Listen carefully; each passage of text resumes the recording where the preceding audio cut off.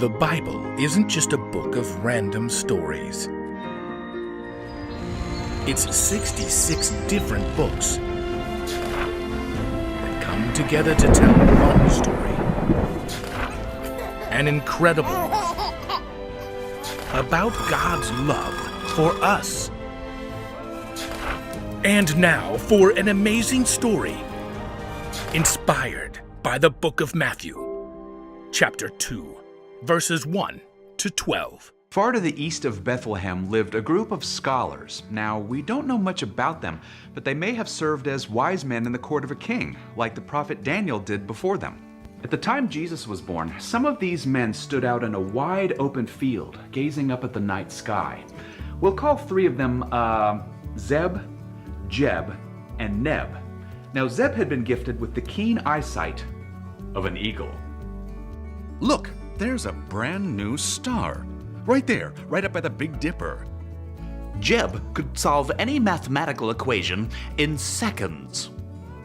It's precisely 15.4 days from the full moon, which means optimal viewing time for stars in this quadrant. And Neb, well, he was pretty good with animals, especially camels. Easy there, Rudolph. Now, why would a star just show up out of thin air? These wise men, through the legacy of Daniel, may have known some of the Old Testament prophecies. The Jewish writings. A star shall come out of Jacob. A scepter shall rise out of Israel. So the star means a new king. Oh, come on, that's nothing to spit about. We should pay him a visit. The journey will take approximately 3.78 moons and require 9.4 bushels of provisions for us, plus what we'll need for the camels. And gifts fit for a king. The wise men prepared for their journey and set out across the desert. I spy an oasis ahead. We'll need precisely 11.27 liters of water for the next stage of the journey. Kick it into gear, Rudolph. After months of travel, the wise men finally arrived in the city of Jerusalem. Whoa there. Where do we go from here? Excuse me, sir. Where's the child who's been born to be king of the Jews? We saw his star when it rose. And now we have come to worship him. The king, Herod, flew into a rage when he heard that there were strangers from the east asking questions about a new king. No boss baby is taking my place. He called together the chief priests and law experts. Where is this so-called Messiah supposed to be born? Bethlehem? Are you asking me or telling me? Well, the prophet Micah, sir, writes about this. But you, Bethlehem, are not the least important among the towns of Judah.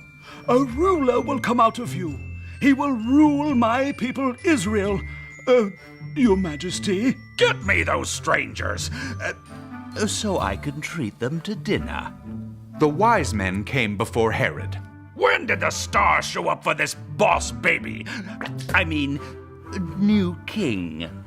Well, if you measure by the lunar calendar, dividing each moon into an equilateral... Whoa! Go find the kid in Bethlehem and report back to me. So I can go and worship him too. We'll bring an eyewitness report. And a detailed map. Rudolph, that's rude. The wise men set off on the final stage of their long journey. Look, there's the star, standing right over Bethlehem. I'd say our destination is approximately 6.1 miles away. The star seemed to stop right over a small house near the edge of town. Right here, Rudolph. A young woman, Mary, opened the door. Hello? Excuse him. We've come to see the new boss baby, king.